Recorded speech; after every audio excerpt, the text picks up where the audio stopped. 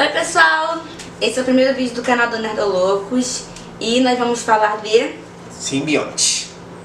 Porque é um assunto que teve muitas curtidas lá na página, então a gente resolveu falar um pouco sobre a origem dos simbiontes, não só do Venom, de todos eles, e depois a gente vai focar mais na história do Venom. Como esse é o nosso primeiro vídeo do canal, então vocês não reparem se vier algumas falhas, sem se olhar por nada sem querer, porque a gente tá aprendendo, mas aos poucos vai indo. Isso aqui é a Karine, eu sou o Júnior e vamos começar a brincadeira.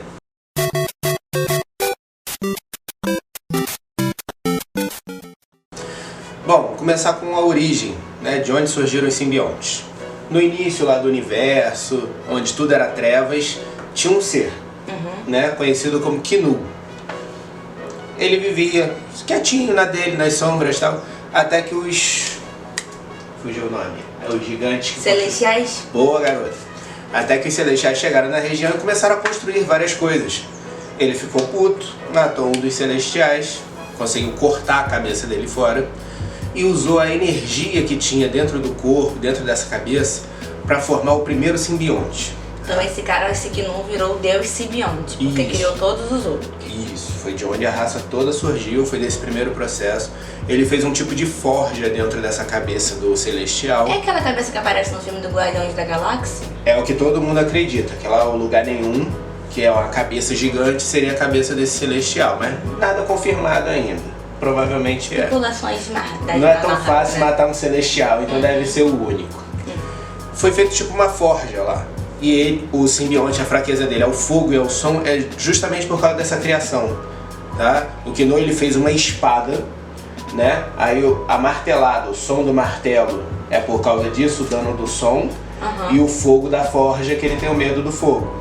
E da onde que saiu isso de que eles, como essa origem, teve alguma HQ? Foi agora em 2018, na revistinha do Venom mesmo, número 4, onde esse ser conseguiu ganhar um pouco de energia e revelar o passado deles. Ah, interessante. Tá? Vamos lá então. Ele criou essa espada. A Necrosword. Isso. E resolveu matar tudo que foi criado pela luz. Ou seja, putaço. Ele foi começando essa campanha, tal, matando vários inimigos, até que ele acaba sendo derrotado em uma batalha. Quando ele é derrotado, ele cai num planeta e a espada é roubada. É roubada por um personagem chamado Gorr, que depois fica conhecido nas revistas do Thor como o Estripador de Deuses. Tá? Com essa espada ele cria diversas lâminas quando ele está no combate, e ele sempre vai atrás de deuses guerreiros, porque ele achava que esses deuses tinham que estar empenhados em cuidar dos seres, ao invés de estar brigando. Aí ele fica muito puto e vai atrás deles, porque ele sempre viveu mal e descobre que os deuses estão vivendo, brigando sem necessidade. Né? No caso, no Thor Ragnarok, o poder da Hela de ficar fazendo aquelas várias lâminas veio dessa lâmina, tá? Porque ela não tem essa habilidade nos quadrinhos. Então essa habilidade ela só ganhou nos filmes, no quadrinho ela não tem essa habilidade. Depois que a espada é roubada, o Knu fica lá caído por um tempo, até que alguns séculos, né? Até que alguns serizinhos vão surgindo e ele aproveita para ir devorando eles. Ele vai usando eles para criar uma versão menor do simbionte, tá? A partir disso ele vai se espalhando, ele vai aumentando o poder dele e ele resolve que ele quer destruir tudo como sempre. Só que agora, ao invés de ser ele sozinho com a espada, ele vai criando vários serizinhos que ele controla. É como se fosse uma mente coletiva. Ele vai espalhando esses bichinhos por todo o universo. Quando chega na Terra... Os bichinhos simbiontes. Isso. Quando chega na Terra, o simbionte que vem pra cá, ele é mencionado como sendo Grendel, que é o monstro nas lendas do Beowulf. Grendel. Isso me lembrou Gremlins. Como o ataque é na época dos vikings, o Thor vem, salva o povo, dando um choque nessa criatura. Só que o choque do Thor é tão poderoso que desconecta todo mundo do Knu. Todos os simbiontes ficam perdidos. Então nenhum deles mais está sob o comando do Knu. Isso aí. Eles todos ficam perdidos e estão desesperados por um hospedeiro, alguém que possa ajudar eles a inteirar a mente deles, porque eles não têm conhecimento de nada. Eles ficam perdidos, então eles começam a se juntar. Onde eles vieram tem um nome? Depois Nessa disso, HQ fala? fala, sim. eles se unem a a quem eles encontram perto.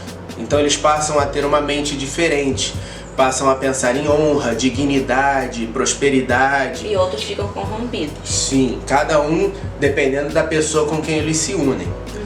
A maioria pensa que o Knu é mau e resolve impedir que eles controlem de novo os simbiontes. Eles pegam, se unem e formam o planeta, né? Eles cobrem o planeta e formam uma prisão. O nome da raça é Clintar, tá? É como eles se identificam e como eles chamam o planeta deles. Clintar significa? Prisão. Prisão. Porque é esse o objetivo deles, manter o deus deles aprisionado. Então assim, o objetivo principal deles é impedir que esse deus volte, porque se ele conseguir sair de lá, ele vai querer destruir tudo que existe, tá? Então daí que vem a origem, daí que vem a fraqueza ao fogo e ao som, e porquê da palavra Clintar. Beleza. Tudo isso só foi informado agora, em 2018. Antes a gente não tinha muita informação sobre essa origem dos simbiontes. A única origem era do Venom no Guerras Secretas, né? Quando a aranha... E antes disso, alguns simbiontes que o Venom encontrou diziam que eles tinham uma intenção nobre de ser uma equipe, de ajudar as pessoas pelo universo, mas agora a gente vê que tinha um pouquinho mais do que isso. Tá? Tudo bem, agora vamos para o Venom. Venom. O primeiro usuário nunca foi o Peter Parker. Nem o Ed, né? Porque o Ed veio depois do Peter. Isso. Antes de tudo, saiu também em 2018 uma revistinha chamada Venom, o primeiro usuário, tá? O First Host. No qual a gente descobre que um lutador Kree, chamado Keltar, ele foi o primeiro a usar o simbionte negro. Tá? Ele sofre diversas melhorias, tanto na mente quanto no corpo, para poder controlar o simbionte, sem o simbionte perceber. Ele usa simplesmente para o que ele quer e o simbionte não tem opção de falar, como acontece com o Ed Brock. Tanto que quando eles se separam, o Keltar decide que ele não quer que o simbionte lembre das coisas, caso ele fosse pego pelo exército Skrull. Aí ele faz o simbionte esquecer tudo que ele sabia. Nossa. Aí o simbionte foi usado por ele em algumas batalhas. Quando eles se separam, o simbionte fica fraco, né? E aí que ele chega naquela máquina onde o Peter encontra. Mas também numa outra revistinha que saiu, a gente vê que talvez o Peter não seja nem o segundo. Nas secretas guerras secretas do Deadpool, o Deadpool chega lá, ele está nas guerras secretas. Mas o pedido da Janet foi que eles esquecessem que o Deadpool participou do Guerra A Vespa fica tão irritada com ele que faz todo mundo esquecer que ele estava lá. Tá? Essa revista eu acho que já valia só pelo comentário do Deadpool com o Wolverine. Porque o Beyonder, ele é Beyonder, né? Beyonder. O Beyonder, ele realiza um desejo, né, de quem ganha, né? Isso.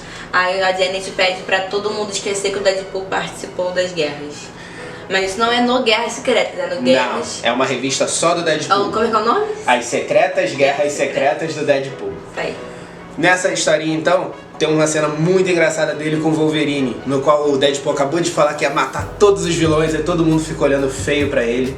Aí ele chega assim pro Wolverine: como é que você consegue guardar seus instintos homicidas? Aí o Wolverine: metade do fator de cura é pra isso.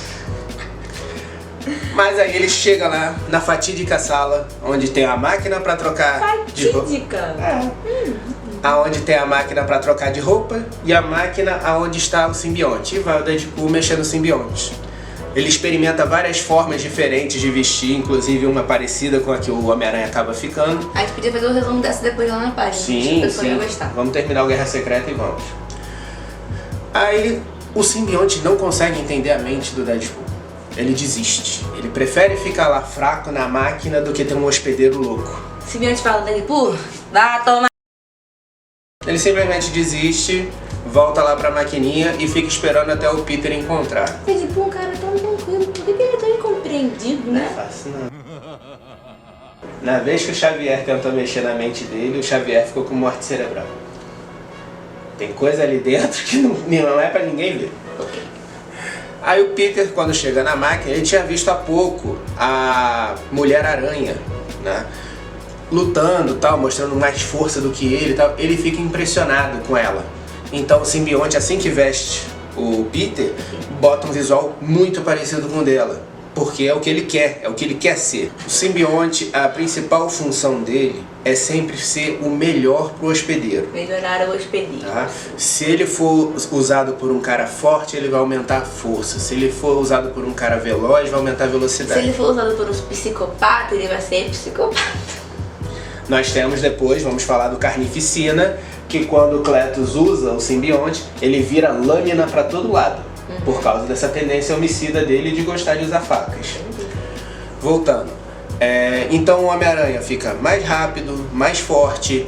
O simbionte gera a própria teia para ele. Ele não precisa mais do disparador de teias, que ele acabou quebrando durante a guerra. Tá? E ele vai usando acreditando que é uma roupa. Porque o simbionte está muito fraco para conversar com ele, para dar opinião. Peter vai seguindo a vida, acaba as guerras secretas. Ele continua com o uniforme aqui na Terra. Só que à medida que o uniforme vai ficando mais forte, ele passa a fazer a função dele, que é facilitar a vida do hospedeiro. Então, o Peter é um cara muito indeciso. Ele sempre fala, eu quero fazer isso, mas eu não posso fazer. Porque isso e aquilo, vão acontecer consequências e tal. O simbionte... O Peter é muito ético, né? Ele é muito certinho. Ele quer fazer certas coisas e fala, eu não posso. E o simbionte fala, pode sim, você quer, você faz. E ele vai e deixa o Peter, no início, mais direto. Ele começa a ser um cara interessante para as mulheres, porque ele chega junto, vai de uma vez. Uma das coisas que ele acaba fazendo é pegar o próprio Peter dormindo e levando para patrulhar a cidade. Porque o Peter quer manter todo mundo seguro, ele não quer que nunca mais ninguém sofra o que o tio Ben sofreu. Só que isso é patrulhar a cidade o tempo todo, ser agressivo com os bandidos para que os bandidos não queiram enfrentar ele novamente, matar pessoas que ele saiba que não podem ser consertados. O simbionte, só de tocar, ele pode saber se a pessoa vai ser honesta ou não. Ele vai invadir a pessoa e saber o que está dentro dela. Então, se eu já sei, você não tem jeito, pra que eu vou ficar te prendendo pra você fugir, pra te prender de novo? Então, sim, o simbionte tem horas que tenta matar alguns vilões e o Peter não aceita.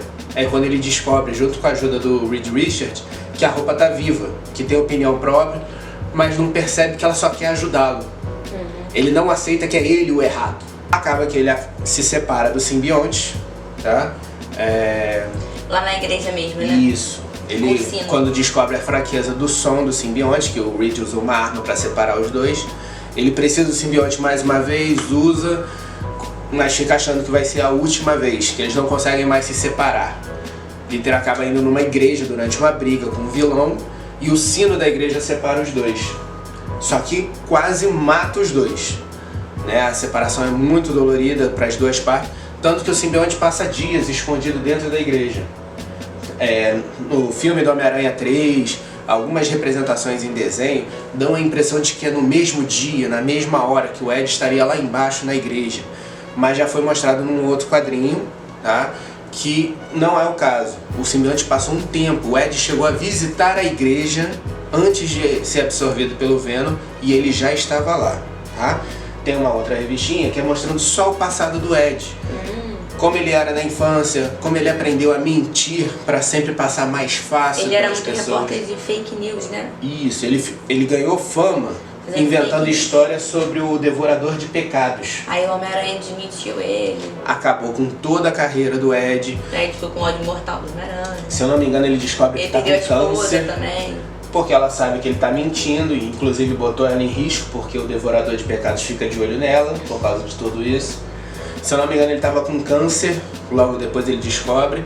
E aí ele tá lá na igreja, implorando, pedindo ajuda a Deus, que dê um sinal. Aí de repente o simbionte, percebendo toda aquela necessidade do Ed, se une.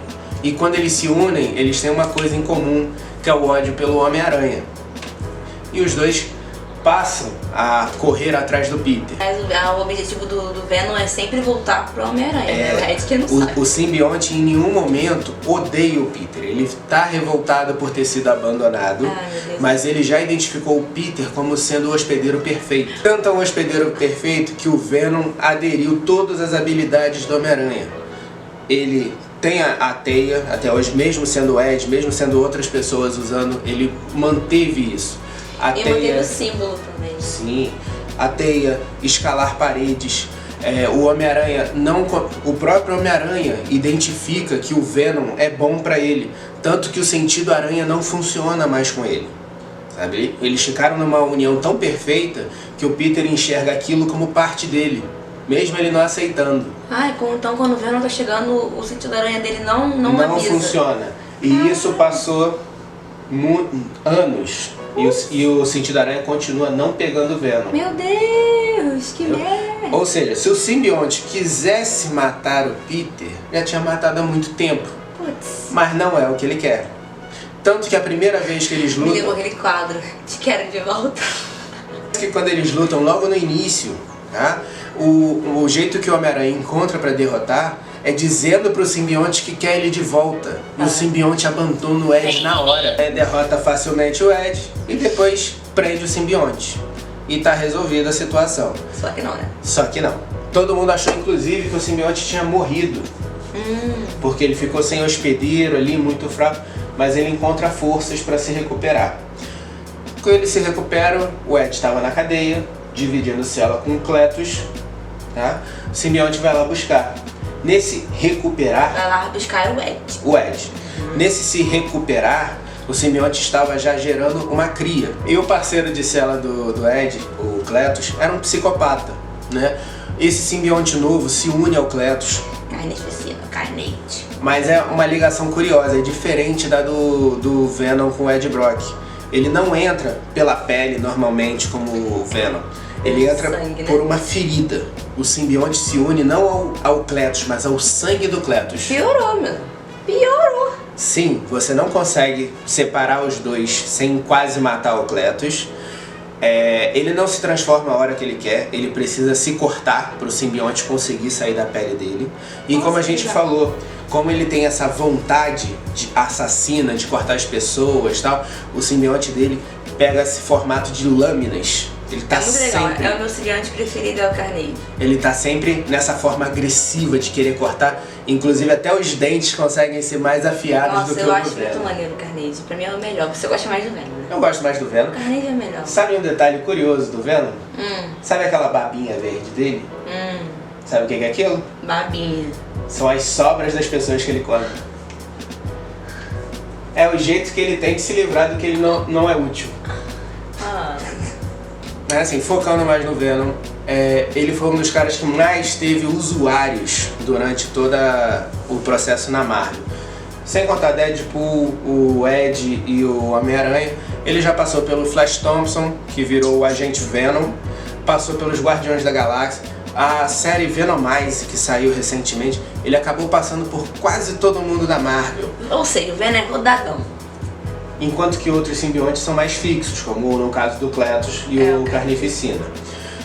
O Cletus não é o único filho do Venom, na verdade o Venom tem vários. O filme que a gente viu recentemente, né, o Venom de 2018, foi mostrado o Riot como sendo um simbionte superior ao Venom. Na verdade, nos quadrinhos, na fase em que ele tá lá em Los Angeles, os quadrinhos na fase Protetor Letal. Que inclusive foi o que se basearam para fazer o filme do Venom, que saiu em 2018. Uma corporação, que no caso é a Life Foundation mesmo, igual a do filme, retira do Venom 5 embriões, né? E tenta fazer 5 policiais de elite com os simbiontes. Mas escolhendo mercenários, pessoas com problemas mentais, gente que nunca ia dar certo com os simbiontes. No caso é a Grito, Phage, Lasher, a Riot e tem alguém aí que eu esqueci. A Poison, a Veneno. A Veneno. Bem, mas foi isso. Se vocês quiserem mais vídeos sobre os simbiontes... Ou se quiserem específico sobre algum deles. Vocês comentem aqui embaixo pra gente. Se tiver alguma sugestão de melhora pros vídeos, a gente comentem também, mas sem xingar, pelo amor de Deus. Por favor. Não se esqueçam de curtir, compartilhar e... O que mais? Não esqueçam da rifa do Quem nosso estiver vendo o escudinho. vídeo, tá tendo a rifa do Capitão América. Primeiro lugar é o escudo, segundo Lá lugar... no nosso Instagram, que é o @nerdolopos. A gente vai botar tudo aqui embaixo na descrição do vídeo. E também tem a rifa do... primeiro lugar na rifa vai ganhar o escudo do Capitão América. E o segundo lugar vai ganhar o... Funko do War Machine. Do War Machine, isso aí. É porque eu sempre falo máquina de combate, nunca falo War Machine. Mas é isso. Beleza? Então, digam lá o que vocês gostaram, o que não gostaram e até a próxima. Não esqueça de se inscrever no canal, né, gente? Pelo amor de Deus, dá uma moralzinha. Beijo.